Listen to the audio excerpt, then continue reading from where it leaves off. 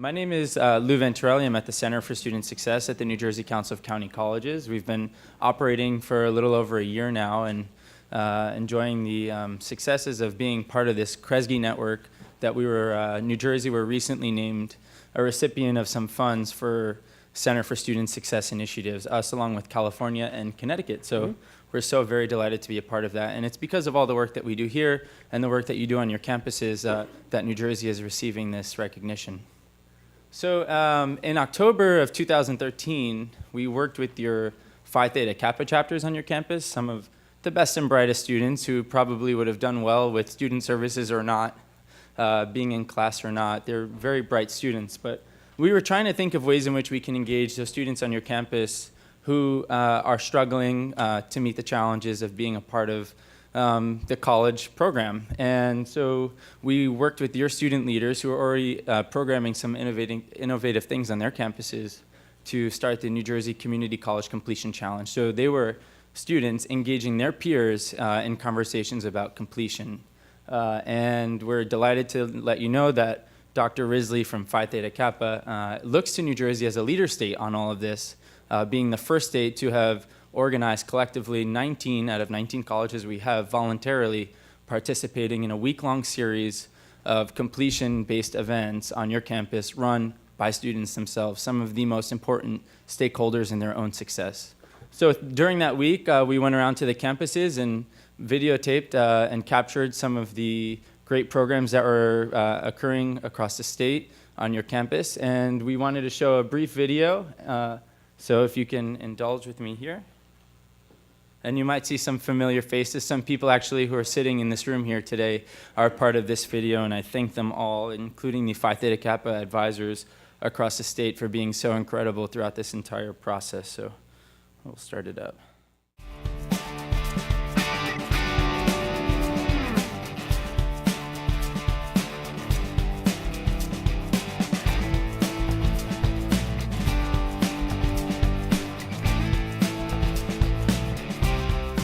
The New Jersey Community College Completion Challenge. Sponsored by Phi Theta Kappa, the New Jersey Council of County Colleges Center for Student Success, and the NJEA. New Jersey is really the first to have a coordinated statewide effort where all the colleges have committed to setting aside 1 week that they're going to have all these activities and resources centralized so students will understand and be equipped and be enabled to take advantage of these support systems. It's absolutely amazing to have 100% of all of our chapters in the state of New Jersey work with each other and together with all of the colleges to send a statement. Completion, dedication, commitment. For us, this is a lot more than just getting the college degree. It's about being successful citizens in today's society, especially in American society. It seems these days we're living in, I guess, like an increasingly pragmatic world where employers, transfer schools, everyone wants proof that you can do what you say you can do. And there's no better proof than a college degree. I think in our culture, it's been the norm to cut corners. And I think we're trying to fix that and trying to get people to foster a new culture of completion. The completion challenge is basically telling us, making a commitment to not only ourselves, but to the college that we are going to get it done. As you've seen the board, there are so many people on there, and I'm glad to be part of that. It does improve your life. Over a lifetime, it improves your salary. It improves the way that you perceive everything around you. So the value of a college education just cannot be emphasized enough. Completion matters in that it's okay for students, if they're running into a hard time completing their degree, to ask for help. We see the students come to us with questions, but this then formalizes the effort for students and faculty to work together to set the student up to be as successful as possible. In addition to advising, what we do here is we connect our students to the campus. And when students feel connected to the campus, they stay. It's worth sticking it out, and we're here to help. We want you to succeed, we want you to be successful, and if you connect with us, we'll help you do that. It's something that you would be able to carry with you as you go on in life. It's something that you can definitely be proud of. It's something that your parents will be proud of you. We're always very proud of our students here at the college, and I think particularly this effort shows the kinds of things that PTK as an organization has been doing for many years in helping community college students develop into the kind of leaders we know they can be. This particular effort on degree completion will have good results both for individual students and for the whole state, since these days one of the things we're being looked at for is how many of our students who start with us finish. But to keep in their minds that completion is the goal, I think is a worthy effort. It's a moral imperative that they complete college. It really is for this country, economically. Our very democracy is at stake here. But it's not enough for them to do it alone. They have to reach out and help others complete too. It's got a buzz on campus. What is this C4? What is the completion challenge? We're talking about how many credits are you taking? How many credits are you taking? When are you going to graduate? So this is good. We really believe that the students need to support each other, and we honestly believe this is going to help the efforts. It's very important to the state of New Jersey that we are all on board in this effort. New Jersey needs our students to graduate, and the students need to graduate. And for us, completing, this is unifying us to letting not just New Jersey know, but letting the entire country know that we are committed and that we are ready to complete any challenge that is taken and is coming our way. New Jersey commits to complete! Be sure to follow the NJC4 initiative on Facebook and Twitter at #NJC4. It's just a brief highlight of the programs, the great programs that were occurring across the state, and I thank you all for being a part of that. If you have any questions of how you can be a part of the Community College Completion Challenge on your campus, reach out to your Phi Theta Kappa chapter. And we've also brought in a banner here on display from Mercer County Community Colleges where students were committing to completing their degrees. So thank you all for this time, and at this moment in time, I'll turn it over to Dr. Johnstone, so thank you. We're going to start talking a little bit about the idea of student completion. And I'm going to go into this. You guys have already seen the acknowledgements. One acknowledgement I do want to put on here is a lot of the thought capital for this. There's a lot of people involved in this. And I think one person deserves a lot of credit for nationally being the voice of this for years. And that's Dr. Davis Jenkins at CCRC up the road here. I mean, he's been pushing this for 15 years, and largely no one's been listening until the last 5 years, when I think that the ideas have really started to take hold with foundations, with colleges, and at all levels, the notion of structured pathways and of monitoring how students move through the institution better. So we're going to wrestle with this and talk about it today, but I want to give him a shout out for the work he's done here. I've worked for the last 3 years on a project called Completion by Design. I'm not going to spend a lot of time talking about the specifics of that project. It's Gates' highest investment ever in community colleges. It was a $50 million project as a demonstration of what is possible. Started with 4 states, which were Texas, North Carolina, Ohio, and Florida, and Texas kind of dropped out, which is a whole discussion over happy hour on why that happened. But I've been working in North Carolina, Ohio, and Florida a lot in the last 3 years with 9 colleges who have been working to reimagine their structure, their student services, their curriculum to focus on student completion. So I'll be weaving a lot of that in. We've got some of the frameworks from CBD in here. There's also another major national project from our friends at Complete College America, the Guided Pathways for Success project I'm working on with Davis and others in Indiana, Georgia, and Tennessee. All of these projects, by the way, they all realize that you're not going to change the entire country by working on things at one college. But what we are doing is trying to demonstrate what's possible by working on things at one college. And so one of the things I like about Completion by Design is we have 9 colleges, which range from the largest in the country, Miami-Dade, to one of the smallest, which is Martin Community College, which is essentially an equestrian college in eastern North Carolina. So we've got something for everyone here. We have some colleges in Ohio, which are very kind of dealing with the Rust Belt issues that are occurring in Ohio with manufacturing right now. We've got North Carolina. We've got some transfer-focused institutions. We've got some career technical. So we've got kind of a little bit of everything here. So I want to fuse a lot of that into the conversation today. I would also point out that if you read, and I know Larry had a role in this, if you read the AACC document, it's about a 50, 60-page implementation guide that they just put out last week at the conference. They are far more directive than I expected them to be about what the future should look like for community colleges, and it doesn't look much like what we are right now. And much of what their stuff is based on, by the way, is from this Completion by Design project and the work of Davis and others, this idea of looking at student progression that I'll talk about in a couple minutes here. Here's what we're going to do. We're going to discuss the context of completion. I'm going to re-visualize the student experience. We're going to spend some time exploring a loss momentum framework, and you're going to do this in your groups a little bit. We're not going to do the 4th one because we don't have time, but I do have great data on this in case you were wondering. And then the 5th one, we're going to talk a little bit about principles for redesign. So let's talk about the completion agenda for a second. So it's a national movement. Like if you go back 10 years ago, how many of your community colleges actually knew your graduation or completion rates? I think most of us didn't track that all that much, right? It wasn't, if we knew it, 1 or 2 people knew it, and it wasn't a conversation that happened very much. And for better or for worse, it wasn't something we really paid that much attention to. And things have changed a lot in the last 10 years. Like it or not, there's never been more interest in the community college sector than there is right now. Right? The White House has really pushed this since President Obama came in 5 years ago, or 6, whatever number of years ago. He's mentioned this in every State of the Union address. Both candidates, by the way, in the 2012 presidential election mentioned the critical role of community colleges. And we've had AACC's voluntary framework for accountability, lots of foundations in this space. The second bullet, we just had this implementation guide put out. Take a look, and it's got some really interesting stuff in there. This term completion, by the way, when we say completion, what are we usually talking about? What are the outcomes? Graduation, what else? Transfer is an interesting one, right? Because transfer is a really interesting one. If you go back 5, 6 years, transfer wasn't included in completion rates, because if it was transfer without a degree, we had a hard time measuring it. The National Student Clearinghouse data, and I have a 12-year history with those fine folks, it's gotten a lot easier to track students than it used to be. It used to be a huge pain to get data back from them. It's a lot easier to track now. It's a lot easier to track your own students. So that outcome, by the way, of an AA degree, transferring without an AA degree, which in some states, by the way, is over half of what we would consider completions at a college. Now, that may or may not be a good thing, and some would argue that we need to get more students to transfer with an AA degree, because if they don't finish the 4-year, they now have nothing to fall back on. And we know that our students do pretty well when they transfer, but we still have this issue of getting a degree, and so we're working on that issue. And some of that we'll talk about a little bit is we have a lot of requirements in there to actually get a degree that are kind of outside of the path to transfer. It require extra effort and money on the part of students, and that's something we might want to reconsider a little bit.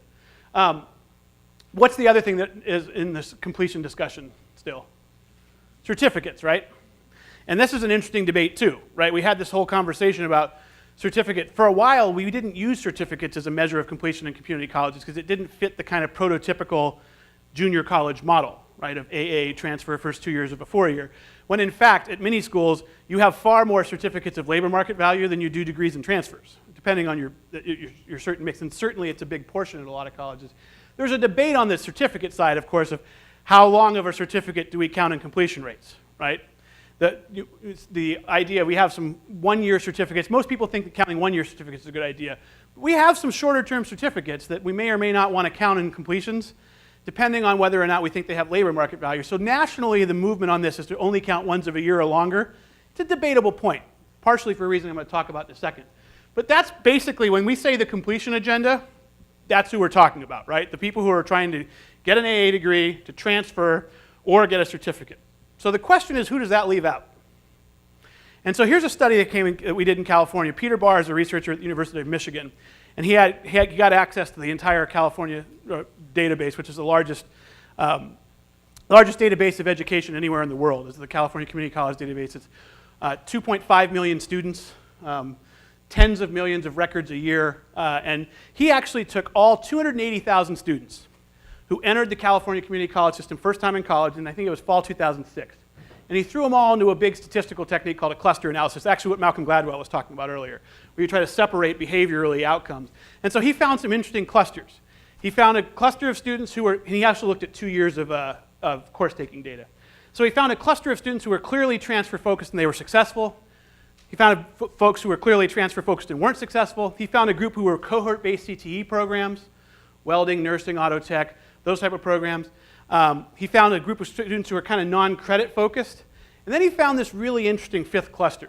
And so this is a group of students who came in, they took exactly 1 or 2 courses.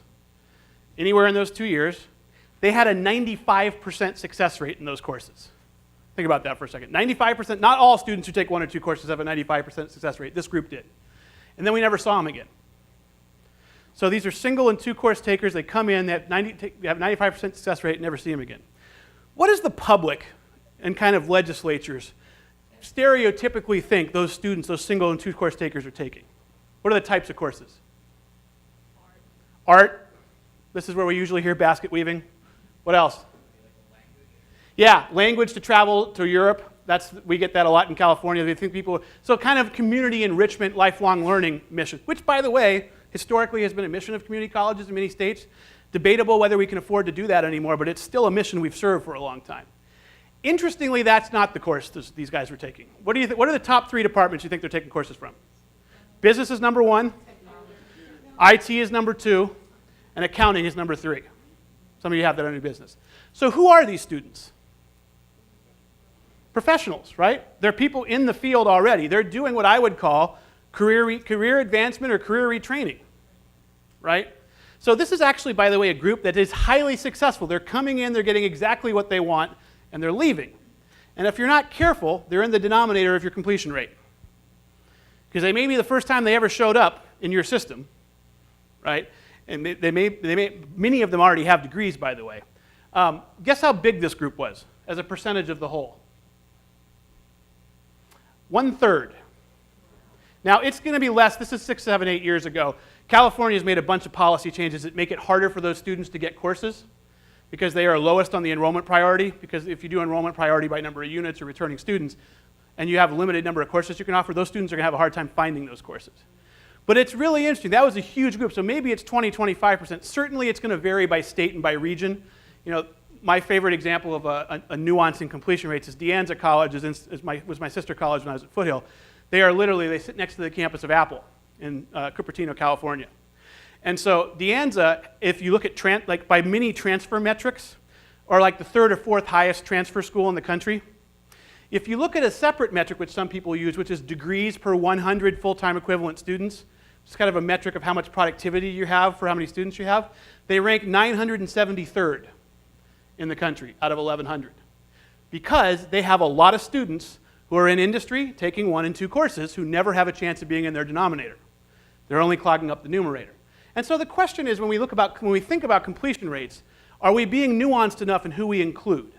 Right? I think this group is incredibly important. By the way, you look at labor market outcomes for this group, on average, this is some early data now, they see a $10,000 wage increase in the first year after taking those 1 or 2 courses because they're qualifying for the next highest job up, for the career advancement, or their skill set is broadening enough that they're being given increased wages. So that, I think when we talk about completion rates, and I mentioned earlier the 21% versus 63% completion rates, we need to be pretty careful about the methodology and understand that we have different student segments. One of my issues with performance-based funding models, and I understand the idea behind performance-based funding models very well, which is that if we're funded by butts and seats, there's no incentive to actually get students through. I would argue that most of us are in this world to actually get students through, and so we're probably trying to work on this anyway. But that's actually not my problem with performance-based funding models. My problem is it's really difficult to treat all things as equal for colleges and see how many students get through. So if you're going to set a bar, let's say of 62% on some completion metric, and your college happens to be one that is right next to a 4-year college, and by the way has great, huge cohort-based CTE programs, it's going to be real easy for you to hit 62%. You got a huge nursing program, 5 allied health programs, you're going to hit that number easily because you've got a bunch of people who are already on that path. If you're a rural college and don't do much CTE, you're not going to hit 60%. And if we're not careful, we're going to set up these performance-based funding models that really aren't fair to the colleges in the state. And we're seeing this around the country right now. Ohio, you may have heard, they're going to 100% performance-based funding. And so there's a whole question of perverse incentives in here that comes along. Part of the Ohio story is that's 100% of their apportionment, which is only 20% of their overall budget. So it's not that huge of a deal as it sounds. But this movement isn't going away, and I do implore any of you who deal with the state level on this, on the performance-based funding, to really think about if this comes, how you're going to set it up so that it is fair to the colleges, right? I don't know where the discussion is on New Jersey on this, but I think it's important. So let's talk about, now that I've talked about this segment of students, the ones who come in and take 1 or 2 courses, by the way, we have a really hard time identifying them till afterwards. It'd be great if we could do a completion rate for those students who we would know they came here for 1 or 2 courses and see how successful we are with them. As I'm sure is the case here as it is everywhere else, that intent question on your application is virtually useless for most of us. The one that says, what are you here to do? In California, there are 2 data pieces I love on this. One is there was a college for whom the undeclared intent had a higher transfer rate than the transfer intent. That's cool. And the second one was we had these 14 categories. There was a statewide question. It was one of the worst worded questions I've ever seen in the history of question design. It had 14 different answers. And by the way, they were not mutually exclusive, like they overlapped. Like it was just a really bad question. But the first one on the list was AA degree plus transfer. And so like 48% of the people said, we are here for an AA degree plus transfer.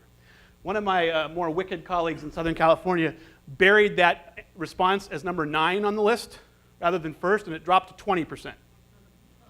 This is not an informed intent that your students are going through on the application. They don't know any better yet, right? We're going to talk about that in a second.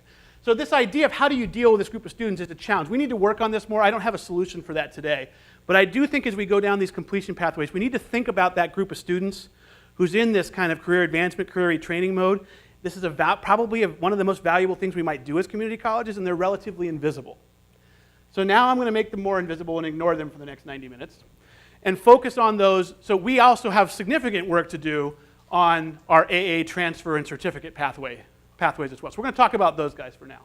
So what's the challenge of completion? Well, there's a financial challenge. Colleges are under-resourced. Many would argue that incentives are aligned with access and not completion. I'm not a huge fan of that one, actually, but it's debatable. Innovations tend to be isolated. We've talked about this earlier. Every one of your colleges has innovative things going on. Unfortunately, most of them serve small numbers of students in limited ways, right? And this is the big one. Change is hard. Like, even when the will's there to change, organizational change is not easy. I've been in this space for 18 years, and it is not easy in the best of circumstances. In an industry, it's not easy, and it's even harder in higher education.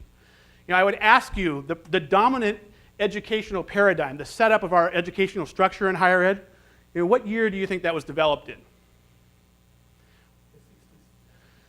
The 60s is one guess, and that's when community colleges came around, but I ask you if the model is any different than it was, let's say, in 1650 in Oxford, which is what most historians will tell you is the answer to this question, is that this model is about 400 years old, right? The model of the way we do education. And that, by the way, I would also point out, this model worked great in 1650 in Oxford because only the ruling class rich students went to college or university, and it didn't matter what they majored in, it didn't matter if they graduated, they were already rich members of the ruling class, right? Fast forward to the 1920s in America and look at who went to colleges, and it wasn't any different. We didn't have a ruling class, supposedly, but we had the rich going to college, and they did fine, right? What are the two things that changed the mission of colleges in this country? There are two big features. World War II and the GI Bill is one, and the other is us, the community college sector. Largely an invention of the 50s and 60s in most states. There's debates around who's the first junior college in the country. There's two colleges in California who debate about which month it was in 1907 they were introduced. But for the most part, for most of us, it's 50s and 60s, right? We created community colleges. We created access in this country. And yet, we didn't change the model any. The educational model is still roughly the same. And it has, this is a characterization of it. It's the model of swirling and finding yourself is fine. It's okay that college should exist so that students can find some epiphany to find themselves. And when they do that, they'll go have a great career and a great life. Problem is that doesn't work, right? It works great for 10% of students, which, it was funny, the Phi Theta Kappa thing. The first time I heard they were doing a completion challenge, I'm like, great, the ones who are already successful are doing a completion challenge. Wonderful. Now, I heard more about it. It's much more about how they're helping their fellow students with a challenge for completion. So my guess is that's working fairly well in some places, and in other places it's about the students who are already going to be successful. You talk to the leaders of this, they want this to be students helping other students create a completion culture. I think it's a great idea. Any way we can create a completion culture is wonderful. And this idea of students helping students, I'll share with you some examples of this, works really well. It works really well when done a certain way. But the model, again, is essentially the same as it was hundreds of years ago, this swirl model. This idea of finding themselves. And I will throw this out there too. I'll say this a couple times. What percentage of our students do you think are career technical? So if you're going to make this dichotomy between career technical and transfer focused, what percentage of our college students are career technical? I'll throw out a number here. I would argue it's 99%. There is about 1 out of 100 students who sit on our campuses right now who are there for the love of learning. And that might be an overestimate.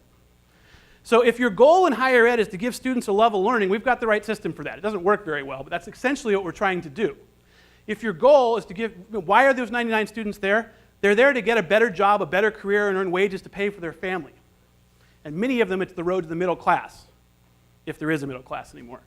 But I think you got to remember that these students, even the students who are transfer focused, they're not transferring into a vacuum.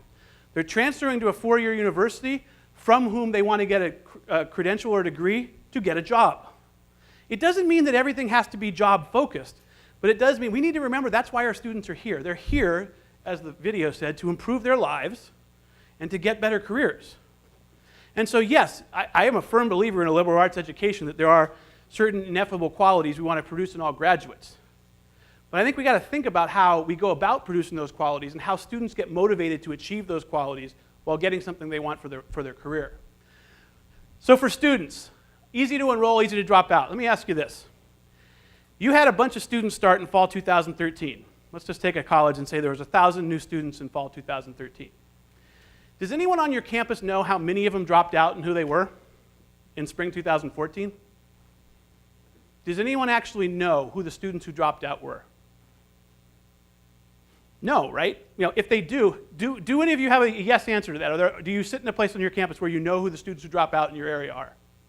Who does know that? You know how many? Right, personal follow-up, or even just the types of students that drop out. Who does know when students drop out? What type of program? Financial aid might know. Yeah, career technical programs, right? Career technical programs know when their students drop out. Cohort-based CTE programs. You run the nursing program. You know you had 52 students. You know if 5 dropped out. You know who they are. You probably know why they dropped out. If you're a gen ed or a transfer student, it is invisible at the college. It is completely invisible that you dropped out, and the reasons why you dropped out are also completely invisible. So it is very easy for students to enroll, and we've done great at the Access mission, but it's also very easy for them to drop out, right? It really is invisible. There's one other group of students for whom it's not invisible, and I'll talk about them in a minute. Many enter without a clear plan and are placed into Dev Ed. We talked a little bit about the Dev Ed earlier. And then this last one, lack of confidence, financial resources, and social capital. I think this just describes our playing field right now. Right? I think it describes it pretty well. And so the goal of what we're going to talk about is this idea that you can redesign your systems and practices to get more students through. So we're going to do this in a little breakout right here in a second. Analyze and understand what are the barriers and momentum points that students experience.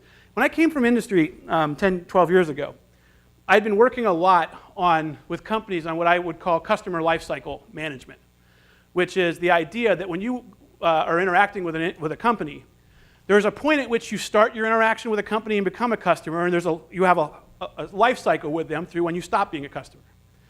And the better companies are the ones who think about how to manage your progression through that life cycle. You know, and in the late 90s, we had the data explosion, which theoretically, we could actually manage that better. You know, think about the companies who do this well. One comes to mind very quickly, and that is Amazon. Amazon is a master at monitoring and managing the process by which you move through them as a customer. They give you information. Customers like you who looked at this product also looked at these 4 products. Think about that for a second. They are telling you competitors to the product you're looking at because they want you to know the full range of things that are possible, and they also want you to be happy and buy more from them. They're giving you information you actually want. How many of you look at those things and are annoyed by that? The recommendations they make. There's a couple, that's good. It annoys you. You know what you want. You went there, I want to get this. I think it's really interesting what they do. And the cross-selling thing has its whole profit motivation. But the reason they do that is to entrench themselves with you as an organization who treats your information and responds in ways to customize things to you. We do the opposite of this in education. We do one thing for everybody, basically, and we have lots of information on students that we don't use. I'm going to talk about that a little bit. This idea of implementing proven and promising practices, I'll talk about some of those. And then this idea that to do this, you need to empower cross-campus delegations, and this notion of continuous improvement, even though I said it was a bad word earlier. So let's come back to this student experience slide. I actually think this slide works better for this presentation than it does for the other one. And the idea is let's follow the path of a successful student through your institution. So we looked at first-time students. We talked about maybe joining a learning community. These are all things that are on the student's pathway. But when you get down to this is what the world looks like to one of your students. This is what they're navigating at your college. And by the way, this is a simplified version of what they're navigating, much more simplified than what they're actually navigating. One of my favorite stats is the number of departments that a student interacts with before they sit down in your first class. Averages between 7 and 13 different functional units. Outreach, marketing because of the catalog and schedule, financial aid, A&R, placement testing, the range of these services. They interact with all of those services, and I ask you how streamlined those processes are on your campus. The students tell us how streamlined they are. You do focus groups with the students, they tell us it is impossible to navigate your processes. And by the way, I get different information from different people. And they're not even talking about the idea of counseling and advising, which is a whole other, I love counselors and advisors, but that is being treated as much more of an art than a science. And there's an interesting question about whether there could be more science in the counseling and advising. But it is this complicated for students. And this, by the way, was a successful student. People were dropping out at every single one of these points. Every point we put in front of a student, some people drop out. And so I think the point of this, and we talked about some of these, I'll come back to these ideas, the notion of struggling to build an ed plan, the idea of choosing too many courses off their pathway, we'll talk about in a second here. But one of my friends from California who's a state academic senate president and a math faculty, he looked at this slide and he said, Rob, this is great to help visualize what students have to go through, but it's still linear. And the real world for students is that these things all come back on themselves, right? It's cyclical. These things don't happen in a predictable order. And so my graphics guy heard that, and he tried to do something that did that. It looked like a Rorschach test, and we didn't go with it. But the point of this is we've made the world this complicated for our students. Not intentionally, by the way. We didn't intentionally make a process that's complicated. But what happens over time is we develop processes for one small piece of the overall puzzle. We don't think about the other pieces. Organizations are not good at this. We are particularly not good at this. We design solutions vertically. Our students' trajectory is horizontal, right? That may be the single most important idea to take out of this presentation is we need to do a better job of thinking about our students as being on trajectories rather than being at discrete points. Faculty own students in one classroom. You teach a course. It's sometimes hard to remember where that course sits in a student's trajectory. One of the things I used to teach Psych 1. There are students who are psych majors in there. There are students who are taking that course as a gen ed course. There are students who are taking that course because they're interested. They're on very different trajectories, right?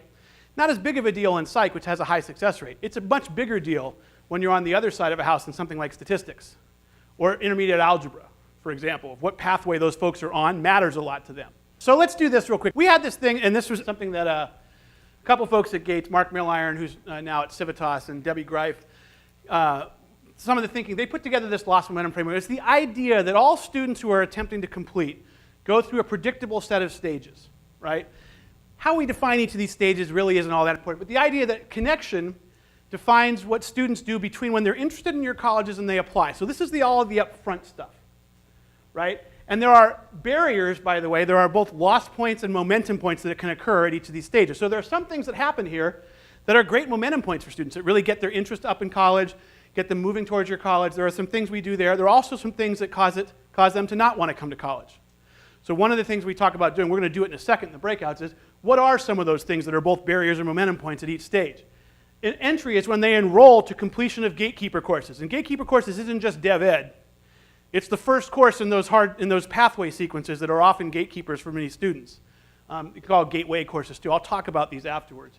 Progress is the idea that once they've gotten into a program of study, we're going to talk about this concept after the breakout, to almost being done with a program of study. So they got into something. They've realized they want to do accounting. They've realized they want to do surge tech. What's that next stage look like? And then the final stage is kind of getting through the course of study with labor market value. And the idea is that, again, not to get frameworky, there's policies, practices, programs, and processes. I didn't realize they were all P's until recently that undergird this. But I think the most important part of this is that students do progress through these stages, hopefully, if they get to these later stages. Where do we put most of our financial and student service resources? They're all up here. We spend the vast majority of our resources in these two stages, right? Which is it's kind of interesting to me, coming from industry, where there's a classic kind of law that you spend 10 times as much to find a new customer as you do to retain your current one. Whether the 10 times is the right number. But the idea holds. We spend a lot of money getting students in, advising them up front, and then we leave them to their own devices, right? It is an incredibly wasteful and expensive model, just from a fiscal standpoint. I don't talk about the fiscal too much. But think about where all your resources are engineered. For the most part, we engineer most of our resources up here. And so as you think about this next question, think about what are things that are probably barriers in the latter part of this stage into this stage, and over here that our students are experiencing. And so what we're going to do here is for about 10 minutes, you're going to be in your breakout groups, and you're going to answer these two questions. You're just going to discuss them. What are some key loss points that you have observed in your dealing with students at each stage? So what are some, if we had a lot of time, we'd have you write down 1 or 2 loss points each for connection, entry, progress, and completion. And then also, what have you seen as key momentum points? What are some things that have moved students forward at each of those 4 stages? So just talk in your groups about this, and then what I'm going to do when we come back is listen to what you guys came up with. I'm going to show you what the research suggests after that. I'm going to show you what national research in both college as well as behavioral economics suggest are many of the barriers and loss points that students experience. So understand the questions here. I'm going to move it back to here so you can kind of see these. So as you're talking about these, by the way, most of the colleges we've worked with have used this framework, have found this incredibly useful to change campus conversations about student success. From the ephemeral to saying, we're working on the connection stage with this issue, we're working on the entry stage with this, it can be a useful kind of guiding mechanism to think about the fact that students are on trajectories, right? And you can segment and they could be on different trajectories. So in your groups, for about 10 minutes, go ahead and discuss these questions, these 2 questions again here. Basically, what are some loss points and what are some momentum points you've observed in your students, the ones who struggle to get through and the ones who you see kind of accelerating through? What are the kind of those key points for them? And then we'll come back and talk about them. Okay, go. I want to hear what some of the things you were talking about, though, and I've been told I have people wandering around with mics, Megan and Lou. So let's hear a couple of loss point stories. What were some loss points that people identified? What stage and what were the loss points? Financial aid process. So that's kind of a connection to entry type of a loss point. Absolutely. There's great research on this, by the way, on what happens when you pre-fill financial aid forms out for students versus having them fill it out. You get about 30% more students to get financial aid. And by the way, there's a whole discussion about financial aid versus loans that I think we need to have. That financial aid doesn't just mean loans. It means a lot of other things. This project I'm working on, which you'll see a release from in the summer, actually focuses on tying students to public benefits, making it normal for students, making them okay with the fact that these public benefits can help you get through college. And this other idea of loans being actual an investment. So here's what you're going to get on the back end. So you can go ahead and take this loan, but if you're going to do this, you've got to get the back end. So I saw another hand there, yeah. We were talking about the inability to navigate the system or navigate the process. Right. So that kind of happens. That happens a couple places, right? Yeah, we did say across all 4, I think. Yeah, it really is. There's a process that they have to navigate at each of these stages, right? It's highly unstructured right now. We'll come back to that one. Yeah. A payment plan works with their, with their schedule. Do they have to pay half up front and then a quarter and a quarter? Can you pay it out over the whole semester? And when the money is due? Right. It's more of this matching of when things need to happen. This category that's being referred to more and more now as unmet financial need in higher education is a really burgeoning area of research. The folks at Georgia State who have improved that graduation rate, this is one of the things they really work on. Is their unmet financial need has gone up in the last 10 years. Even though as Pell Grants have gone up, the unmet financial need has also gone up. And they have research that shows they actually measure the amount of unmet financial need per student. And there's a pretty much direct line correlation with graduation rates. The amount of unmet financial need goes up, graduation rates go down.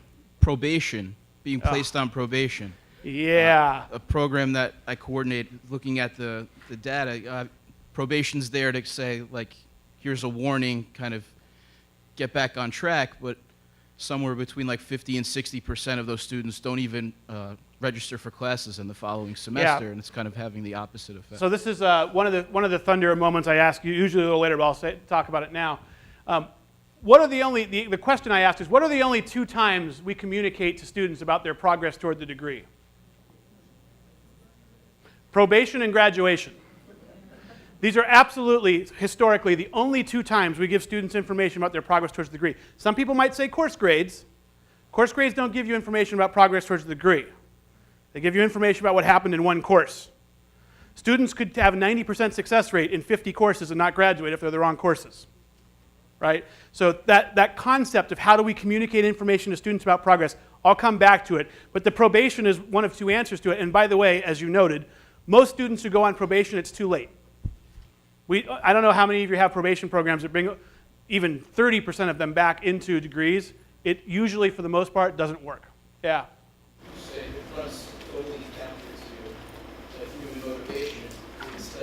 Yeah. So you've seen my later slides, haven't you? This issue of reinforcing positive behavior, we'll come back to this too. This is a really key issue. What's some other lost points? One or two others, right here. Placement testing before and after. Yeah, the whole placement testing process. There's a barrier. It's a barrier for a number of reasons. By the way, I didn't actually share this point, which is criminal given how much I talked about it.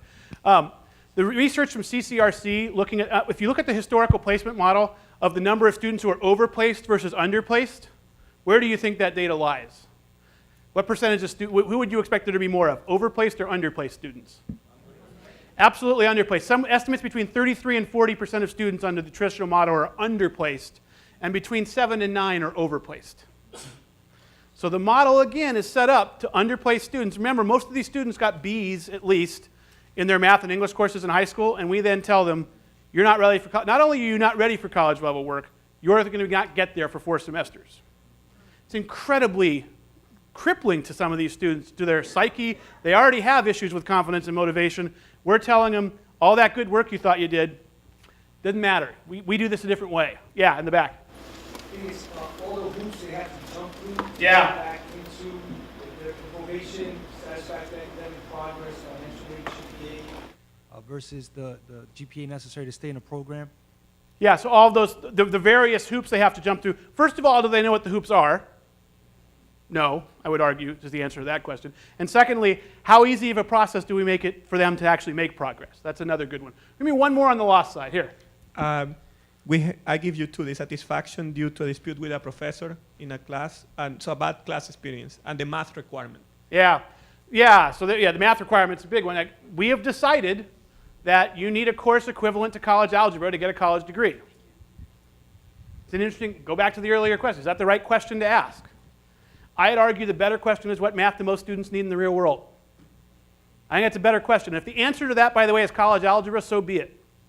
Some of the leading mathematicians in the field, I heard Yuri Treisman was here a couple of years ago.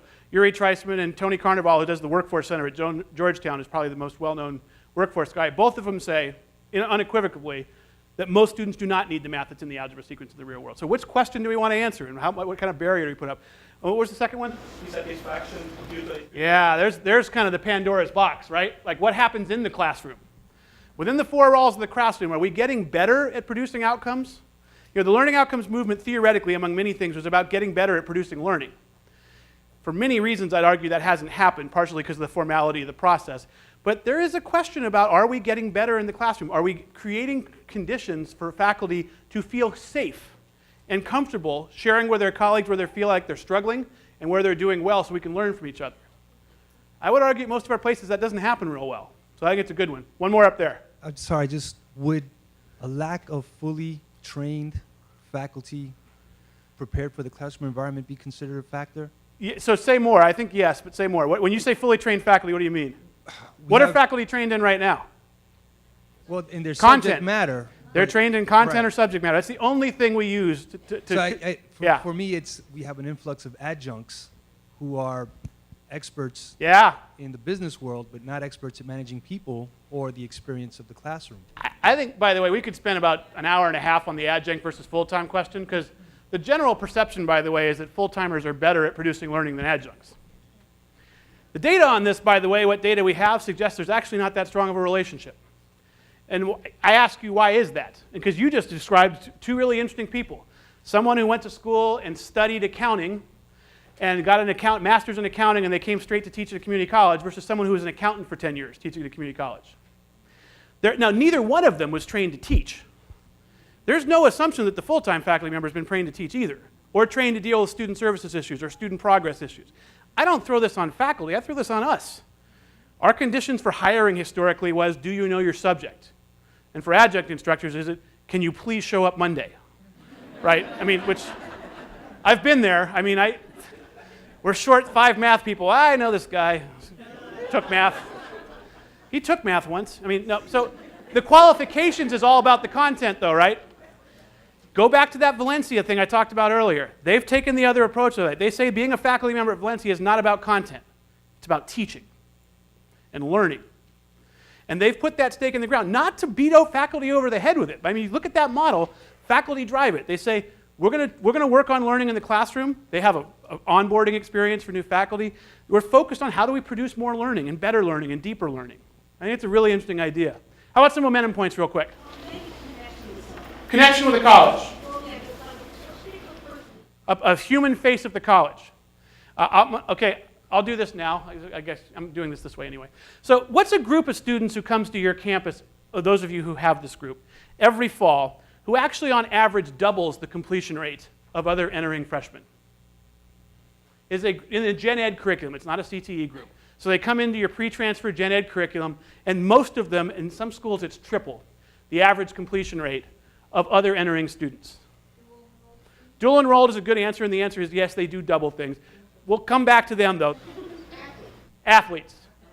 Whoever said that. Athletes. So here's a really interesting group. Most of your, by the way, let me throw the caveat out. We're not talking about four-year Division I football and basketball programs. Okay, let's just get that out of here right now. Unless you're a football coach in Texas, no community college coach is getting fired for their record. Okay? If you're a football coach in Texas, it's very likely that'll happen. So think about this. Why are athletes more successful? What do they have going for them? Coaches, right? Let's talk coaches for a second. I'm going to rename them because it goes to the point you just made. Institutional agents invested in the student's success. Rolls right off the tongue, right? That's what they are. There's someone at the institution who's invested in the student's success. That's what a coach does. It's also, by the way, what the program chair does in career tech programs. Same story. You run the Surge Tech program, you're invested in their success not only in the short term, but in the long term. Right? So you got the same features there. Interesting. What else do athletes have? People they can turn to. People they can turn to when they're not sure about something to get the answer and help them navigate this new system. And they don't have to find those people. They're there. Those people are there.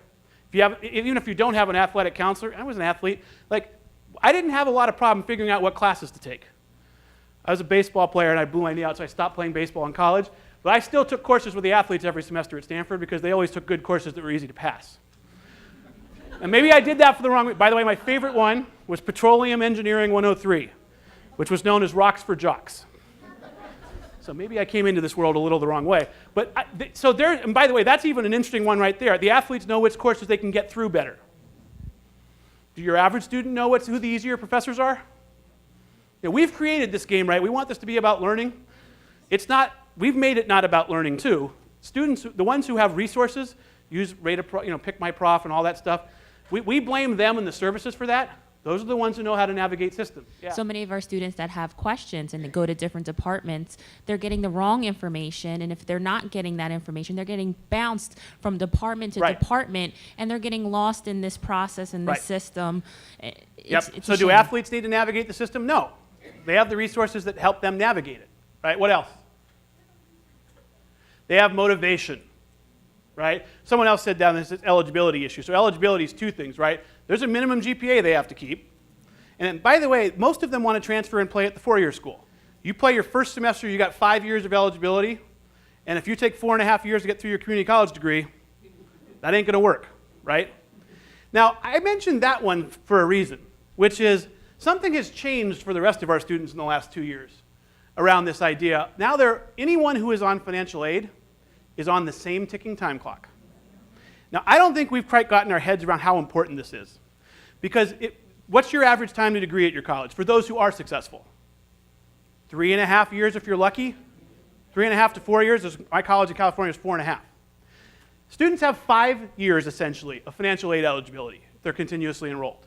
If we give a lot of degrees to people 4.5 years in, they're not going to have the resources to go to the four-year school and finish their bachelor's. We need to get on this one. Like, this is not a small deal because we have lots of research that suggests what happens to students who lose their financial aid when they're trying to finish. They don't finish.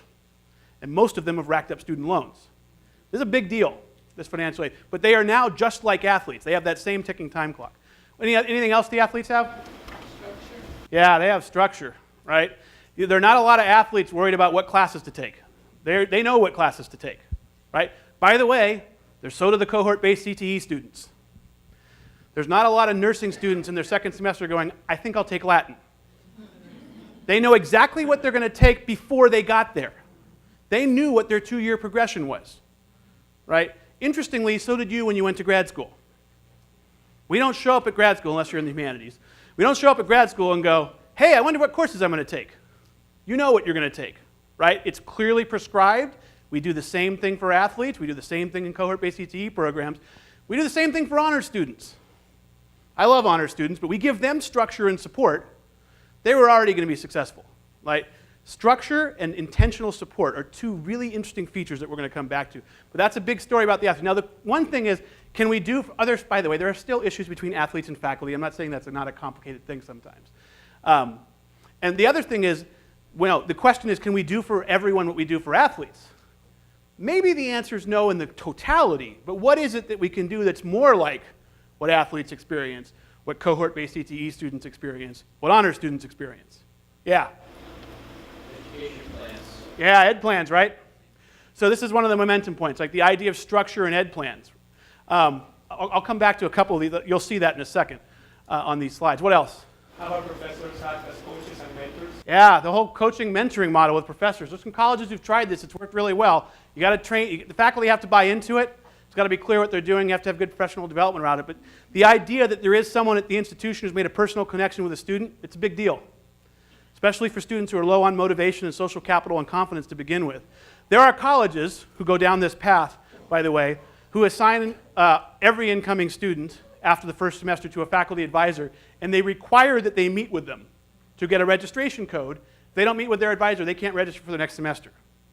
That sounds draconian. Every single one of those schools has higher completion rates because they're monitoring the progress. They're having someone check in with a student, right? And yeah, there's lots of politics around having faculty do things that are outside the contract, all of those things that we wrestle with. But there are numerous colleges. Mississippi Gulf Coast does this, Walla Walla does this in Washington. A couple of the North Carolina colleges are doing this too.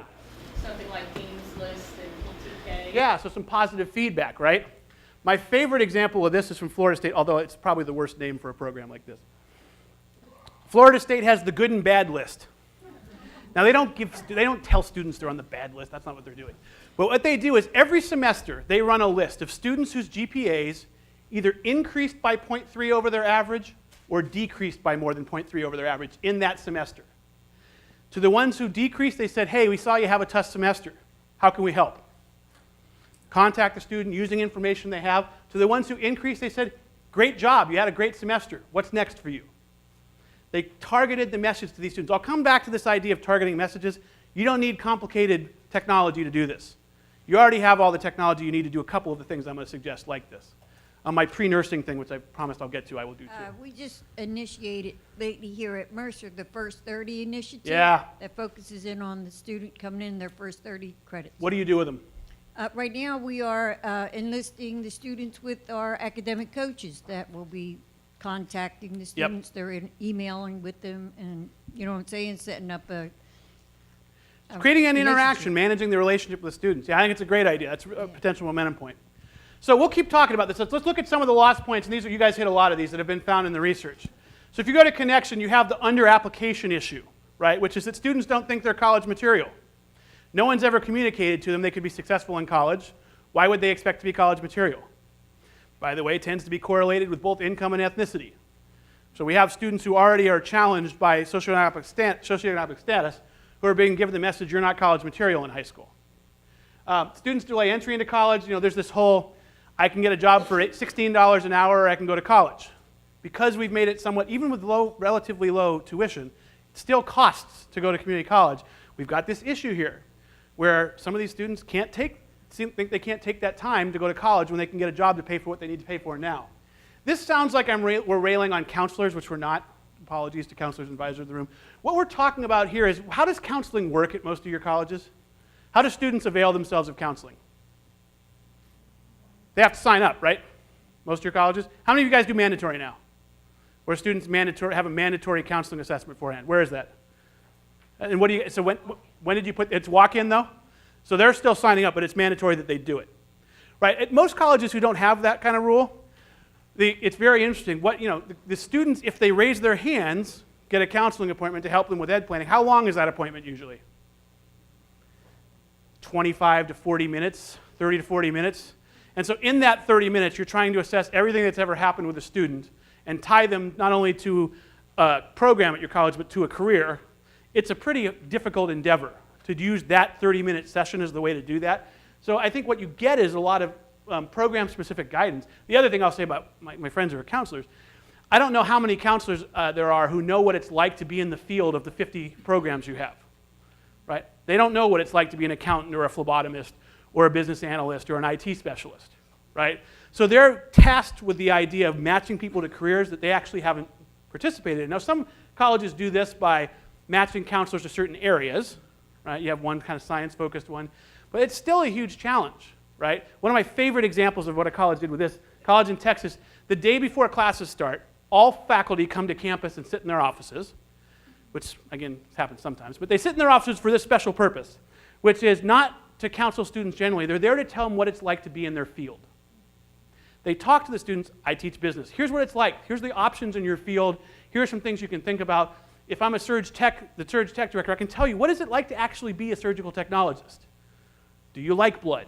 Are you okay with blood, right?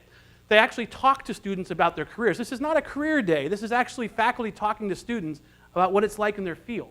And so as you think about these faculty advising models, which are trying to do the same thing, I think you see a lot of promise there. All right, here's the biggie for me. There's two big ones, I think, out of all these. And if Davis were here, he would be focusing on this one. I think this one's equally important to one that's in progress. But this notion of unstructured programs and too many choices. So what do we know from behavioral economics research? What we know is that people, not 19-year-old students, are paralyzed by too much choice. So I mentioned the Cheesecake Factory earlier, right? Cheesecake Factory menu, if you've seen it, is a book about this thick. It's got like 250 items in it. So most people open the Cheesecake Factory. If you were to read all of the items in their descriptions, by the way, it would take 90 minutes. So you've got that problem. So what do most people do when they're at the Cheesecake Factory? What are the top 5 items they order? It's the same 5 things they would have ordered at Applebee's, which has 1/10 of the menu. We're absolutely paralyzed by choice. Right? Here's another example that works with professionals. How about your 401k, if you have one of those? How about your options of the number of funds you have for a 401k? So in the old days, people would literally give you a list of the 120 options and say, here, pick one. None of us, even the most fiscally responsible, economics-focused people, ever read all 120 of those. So how did we choose between them? We probably chose them by the name, but there was just too much choice there, right?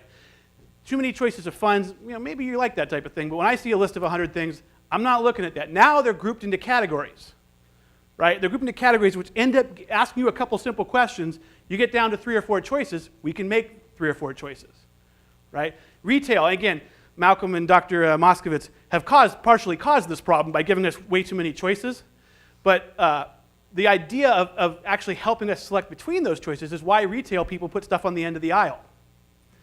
Now, they're also doing that for profit purposes, but half the reason they're doing that is they don't want you standing in front of the cereal aisle for 20 minutes, right? But they don't want you standing in front of the soap aisle for 20 minutes.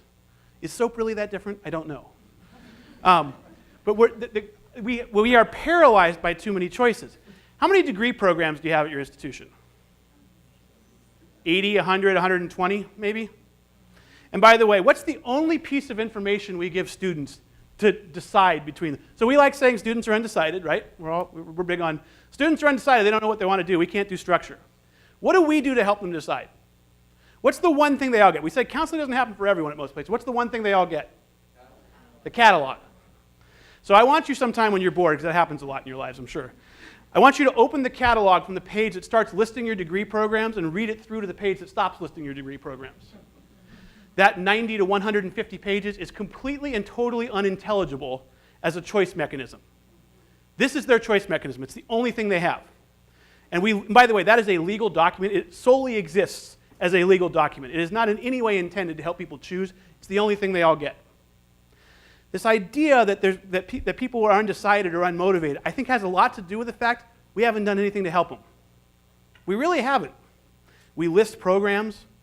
If they're lucky, they get a half-hour counseling session, which is really hard to then match careers to interest to careers, careers to programs. And then if they do pick a program, what's the next thing we do? We say, oh, by the way, there's this general ed curriculum where you get to choose one from this list of 20, one from this list of 15, one from this list of 93, one from this list of 12. Go figure it out. And by the way, we're not going to tell you when we offer any of those. It's going to be kind of random, right? This is what we put in front of students, and we wonder why they have trouble navigating things. You talk to students. So one of the things about structures, there are a couple common counter-arguments to structure. One is if you have too much structure, we're going to have these narrowly trained students who won't be able to, because they're all going to change careers 6 or 7 times. We're going to narrowly train folks, and they're not going to get into the real world with a set of skills, right? That's one of the things we hear. To which my counter-argument, I guess, is how is it that now, when students, let's just take the gen ed curriculum. I'm a big fan of liberal arts and gen ed curriculum. But the way it works right now is students are choosing from literally millions of combinations of gen ed courses, right? At the end of the day at your college, it's like 10 to 12 courses that constitute their gen ed curriculum, right? So right now, they are randomly putting together from lists of 40, 50, 70, 90, 20, and 30, the 12 courses that will constitute their GE curriculum. And you're telling me we're fairly confident that they've put those together in a way that's going to give them their institutional and gen ed learning outcomes? It's ludicrous. We have no idea. So the current system exists so that apparently when students put these courses together, they're going to magically come up with a combination that gives them these set of learning outcomes that then they can apply in the real world. I think there's other ways to go about this, right? And so this issue of structure may also have to do with what is the right humanities course for an accountant? They're all taking some humanities course. Do we have a problem with actually the accounting folks telling us, you know what a humanities course I think is the most useful? Ethics. I don't know if that's the right answer, but my accounting folks might tell me that. What's the right social science course for a natural science major? I don't know what that is, but if you're in biology, maybe there's one that's better than the others. Right now, the students randomly put them together. Okay? So this issue of structure is really interesting. The other thing that's interesting here is we say students are undecided, but then when you actually do focus groups of students and ask them about this topic, what do you think they tell you? Will you please give me some structure? Of course there are outliers. Students are begging for this. We've done focus groups in numerous national projects that tell you students want to know what they need to do to get to where they want to go. They may not know where they want to go yet. We could help them with that too. But once they have figured that out, we need to figure out a way to help them move along that path with some structure. Again, the structure is there for athletes, it's there for CTE programs, it's there for graduate school, there for honors programs. All of those have high success rates. But in our gen ed transfer side, it's all amorphous, and it creates that structure there with the kind of all over the place model. I'll come back to that a little too in a second. Here's the progress one, and so Davis focuses a lot on this. These are by the way, important too. Progress not monitored, feedback not given. I already stole the thunder. We only give feedback to folks twice, probation and graduation. They're out at the school either way. They're either done or they're done, right? I mean, that's really the reality of this. And so what are other things we could do? Well, we just talked about a couple of them. You talked about celebrating progress along the way, right? By the way, every single one of your colleges has students going through who are going to pass the 50% threshold and the 75% threshold to graduation this term. Historically, we've never told one of those students, hey, nice job, you're halfway there. Or nice job, you're 3/4 of the way there. Or, even better, nice job, you're half the way there, and here's what you have to do still. If you pick a random student out of a classroom, you think they have any idea what they have left to do? Or what pathway they're even on? It doesn't have to be this way. There's lots of examples of this around the country. Sinclair in Ohio, Santa Fe in Florida have these. It's a technology solution, but it's also a business process. When students go to register at Sinclair, and they go to register for a course that's not on their pathway, it pops up a screen and says, hey, by the way, did you know? You're about to register for a course that's not on your pathway. Do you really want to do this? You think students have any idea when they're registering what's on their pathway? They really don't, or what they've already completed. So the one at Santa Fe is also really interesting. It highlights in green what requirements they still need to meet and what's red what they've already done, or I don't remember what the colors are. But the other thing I like about that one is they actually, when you go to register for classes, it'll actually ask you, when do you want to come to campus? It'll look at the requirements that you still have to fill, and it'll create 8 sample schedules for you of courses that are on your pathway. I mean, that's serving students with information we already know about them, right? And again, there's a technology solution to that. It's actually not that complicated from a technology side. It's more about whether you're willing to do this. Yeah. They're both homegrown. Hold on, though. We're talking to the folks at Banner. We're talking to the folks at PeopleSoft. It's supposed to be in there. Illusion has this too. Another one. Yeah. So Sinclair's is open source, by the way. Yeah, so there's a whole, let's not worry about the technology too much, because I will also share with you, The technology is about 10% of the solution. It's treating students differently and using the information that's 90%. We'll find the technology. If you want to do this, you can do this, right? By the way, it's harder to do this when you have very unstructured programs. Florida State, let's go to the 4 years for a second. They actually don't refer to students as freshmen, sophomores, juniors, and seniors. They refer to them by map term, their academic map. What term of their map have they completed the requirements for? So they know, by the way, if you're going to be a psych major at Florida State, they know before you start what your progression of courses is that you need to pass. The clear map is laid out, and here's what they do. Not only is there a structure side, which is kind of the entry, they also then, if you miss some of the key markers for success in your program in one term, you have a mandatory advising session. You can't re-register unless you go see an advisor to talk about your pathway and how you're doing, where the struggles are. You do it a second term, you're forced to change majors. Now that sounds draconian, right? You'd be worried about equity, you'd be worried about a lot of things, like we're going to depress graduation rates. They've actually increased graduation rates by 10 to 12 points since they started doing it. They've done some other things. But they're catching students before it becomes too late. So here's my pre-nursing story. You wanted this. So how many have had nursing programs? Wow, okay, that's about right. What's the largest, tell me the size of your nursing program. What's the largest one? 50, anyone bigger? 80? 80. So let's even say it's 100. So the largest nursing program in the room has 100 students a year. Hold on, the actual nursing program. We'll get to your point. I don't even know, we haven't talked about it, but I know where you're going, I think. There's 100 students in your nursing program. How many students are pre-nursing? Literally maybe 2,000, right?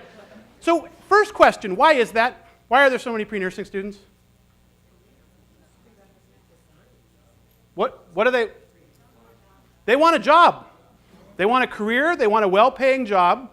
They want to know what, by the way, nursing students know what they need to do to get there. Not all of them can do it. But they know the path, right?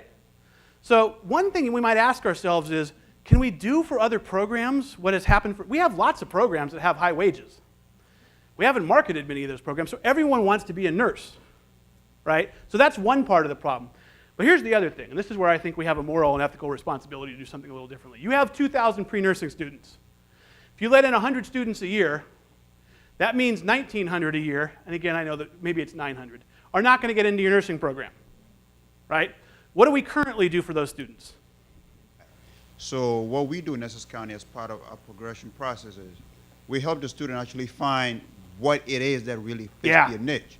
And we have a program called a coin toss, which is part of what we use through our career service. Say that again? Coin toss. Coin toss? Yes. It's kind of like I thought. I just want to make sure that was what you said. You know, I'm a statistician. I already like this program. I don't know what it's about, but I already like it. You know, we have the student go on it, answer the questions. If you're honest with it, you will get a pretty good response. I've used it. It's great. It's predicted where I'm supposed to be, and I think that's where I'm supposed to be. It works for me. So, and it works for most students. So what I'll find is that after a student takes it, hey, you know what? Maybe nursing is not my thing, but I really can't stand this thing. Right. So that's what we use. That's great. So that's a great example. But what most of us do is nothing. So here's what this college in Ohio did, Stark State College.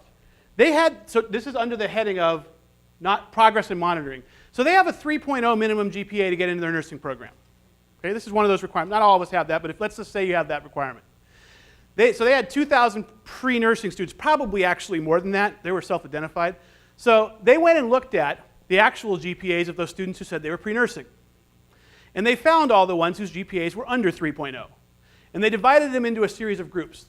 2.7 to 2.9 GPA, 2.3 to 2.7, 2.0 to 2.3, and then crossed it by the number of units they'd taken, like 0 to 15, 15 to 30, 30 to 45. So they created a matrix, and here's what they did. They customized interventions to each of those groups.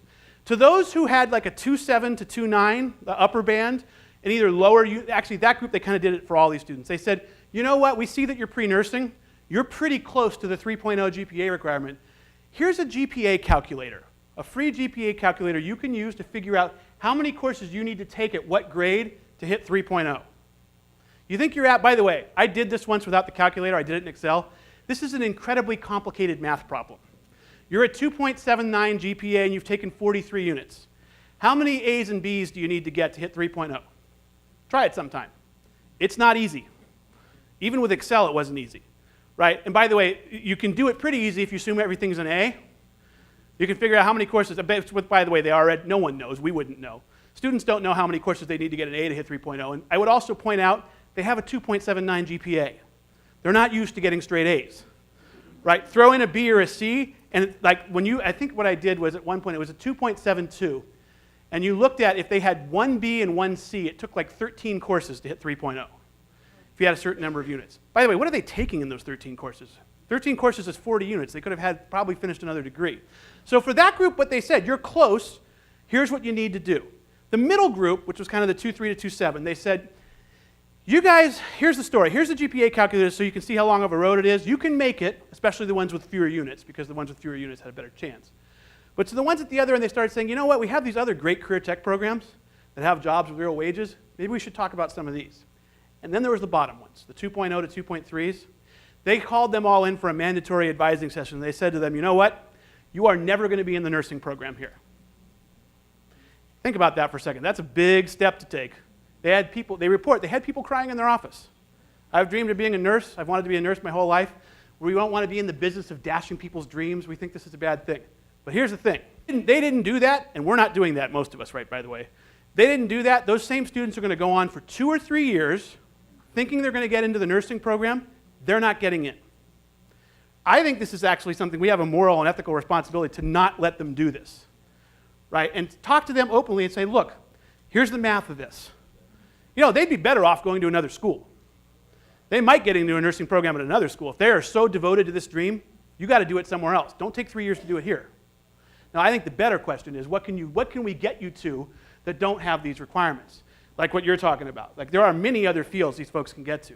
So I think it's something, I would do this sometime if I were you. I would look at your nursing programs and the pre-nursing students, find that group and think about doing something differently with them. Because we're all letting this go along merrily. By the way, this is not just us. 4-year schools do this with competitive programs too. Grad school, I sat on an admissions committee for a graduate program in psychology once, and the first thing they did is eliminate half the students by an algorithm they didn't tell anyone about. Using SAT scores and GPA, GRE scores and GPA, if your average GRE score divided by 100 plus your GPA wasn't 10.5, you were out. They didn't tell anyone that. So they collected the application fees from 50% of the students who had no chance of getting in. I thought it was morally bankrupt, but by the way, everyone does this, right? A lot of undergraduate schools do this too. So I think we have a responsibility to do some of this. We actually have data on students. We know what they're trying to do. We know they're not going to get there. I mean, man, I think we got something we need to do there. I very rarely suggest doing one specific thing, but I think we should all do that. So you can see the type of things, or by the way, just how about you're in your last, you have 1 semester of courses to go. Congratulations, you're almost there. How can we help, right? One of the design principles, which I can see I'm not going to have a whole lot of time to get to, talks about behaviors that are related to completion. Walla Walla in Washington has this program called completion grants. If you're in your last semester and you run into a financial problem, you can get a free loan of up to $1,000 to help you finish. Highly successful. That flat tire that's going to keep them out, you can help them with that. The folks at Austin Peay, by the way, who had this requirement that you had to have your, Austin Peay is another leader in this space, you have to have your entire bill paid off before you can register for the next semester. They tried this interesting program a couple of years ago. They said, we are going to forgive your balance if it's under $1,000 and you can register. So you owe $800, it's gone. You can register now. So they did the ROI on this and said, what's the first thing people are doing when they're registering? They're signing up for $9,000 more of tuition. Right? You were going to keep them out, not just from passing through, but from a financial side. Now again, you'd worry that students would eventually manipulate this, and I'm sure some percent would. But they had an increase in graduation rates after this. Right? So there's all these type of things we can do. So I think when you look at this, and I know I need to finish, and so let me get to the other side of this, the design principle. So here's some findings from CCRC. If you look at the connection and entry findings, many students are undecided. They're defaulted into gen ed. Dev ed students are diverted. Many students drop out after 1 or 2 terms. These are some things we find. Progress. Students are amazingly confused by the transfer process. And by the way, so are the rest of us. I mean, try navigating your transfer process in business to your state schools. You know, New Jersey's a pretty small state. I'm guessing it's still a problem, though. The requirements are different at different schools. So students don't know this. We don't know this. Like, usually one person in the organization, the articulation officer, knows this if they got updated by the last time the 4-year school changed it, right? So that's a hard process in general. But this idea that students don't follow the curriculum, this issue of enrollment continuity is big. Let me get to this last one here. So this is some of these momentum strategies. These are the counter of those lost strategies. Things like fostering college-going norms in high school, dual enrollment. You mentioned dual enrollment. Dual enrollment programs are wildly successful. Not all juniors in high school are willing to take that step, but I think that there's a pretty strong argument to do more of them. Ed planning in high school. My last college example is, again, Santa Barbara in California. Every 9th grader in the Santa Barbara Unified High School District fills out a 10-year education plan. And they update it every year. This is sponsored by the local city college. City College Santa Barbara is only going to get 40% of them as students. But they're starting the process of getting students to think about this earlier. One of their board members who was talking about this program, which I think is wonderful, said, you know, we know they're going to change their mind 50 times, but at least they're getting the information in a structured way and they're thinking about it earlier. You got a lot more people thinking about academic pathways there. We talked about programs of study, about structure. My big one here on progress monitored and feedback provided. Simple things like celebrating progress. You're halfway there, you're 3/4 of the way there. Go back to your first semester. Go to your first semester students. They have very different experiences with you, right? You got some who come and take 12 units, they pass all of them, they have a 3.7. Why not say to them, hey, great job, nice semester, nice start. Here's some things you might be thinking about. You got all kinds of students who came in and tried 12 units and only passed 6. And a lot of those students drop out. We could actually contact those students. So as soon as you get grades and say, hey, we saw you had a tough first semester. It's kind of your first 30 idea over here is a version of this. Why not contact those students and find out if there's things we can do to help them? Here's the 8 design principles. These are not the end-all, be-all. It's not if you do these 8 things, the world will change in a positive way. But accelerating entry into programs of study. This idea of structure matters, getting people into programs earlier matters, focusing your efforts on the number one thing you're doing when you should get students in the intake process is tell them about what your programs are and get them into one. You can use meta majors to do this, the idea that maybe we don't try in the first semester to get people into the 90 programs, we get them into 6 big categories, natural science, social science, humanities, all the big ones, and then we later can branch out. But the idea is that we accelerate into programs of study. Minimizing time to get college ready. So the 2 and 4 are kind of working on the dev ed issue. But I love all the programs that work on fixing, quote unquote, fixing dev ed, like StatWay, QuantWay, and the other ones we've talked about. If you only fix dev ed, you're only going to get a minimal bump in your overall degrees because it's this other stuff that's equally important in getting students through. Ensure students know the requirements to succeed. That's the thing I was talking about with things like MAP at Sinclair. Make sure your students know what they need to do, right? Make sure we know what they need to do. We actually did Miami-Dade, when they were doing the structure thing, they had 28 faculty from 28 different departments come to a room, and they had the biology faculty leave the room, and they asked the other 27 to lay out the ideal pathway of sequence of courses for the next 2 years for a biology student based on information that was only available to students in the public. 3 hours later, they couldn't do it. It was too complicated to navigate, like when courses were offered, what students needed to take. It actually is that complicated for us. It's not just the students' fault. It's how complicated the system is. That's a really powerful story. These are smart people, right? And they had a really hard time using the information that students have, actually navigating the structures. Every single progress program I've seen always says to do this, and we haven't done it yet. Integrating student support with instruction. I think it's critical. I've underlined 2 of these for a reason. My big one is this idea of you can do this tomorrow. Moderate changing the way we give feedback to students. You don't need complicated technology. You just need to ask different questions of your researchers, right? You can do this information thinking about progress. Rewarding completion behaviors. These are programs that sounds like paying students to graduate. Louisiana did a thing on this where if you've passed your first 45 units with a 3.0, they paid for the last 15. Interesting idea. And those completion grants from Walla Walla, I think, is a really great example of this. They took students near the end of their program and said, if you have financial trouble, let us know. Their foundation money that they have, they used all of it for this. Like 50, 60 grand a year. They gave 100 of these a year. If you're in trouble financially in your last semester, let us know. We'll help you out and we'll help you get through. Really interesting idea. And this idea of technology. So if we do this well, the world looks more like this, which is we've got a lot of programs in the various areas where there's clear on-ramps to the programs. We have an onboarding experience that works. They either transfer as junior status in a major, they get to career much more intentional ways. You have some other kind of career path things here. These are all strong connections. We have structured programs. We use the information to monitor progress. And so I'll leave you with some examples. And you guys can email me about these, of where folks have done this. I find it really interesting, by the way, that some of the best examples of using structure to get more students through are actually at four-year schools, who you would think on average need to do this less than we do, right? If their students are the top 25% and ours are the top 100, Florida State, Arizona State, Austin Peay, who's not on this list, Georgia State, they are going down this path of structure because they are finding it too hard to navigate their colleges with their students who on average are a little higher in terms of overall qualifications than ours. Valencia does a pretty good job. The city colleges are doing some amazing work here. There are a series of inquiry guides on my website and the Completion by Design website that are about 20 to 25 page documents that are written for you, the practitioner. They're on these concepts of a culture of inquiry like I talked about earlier.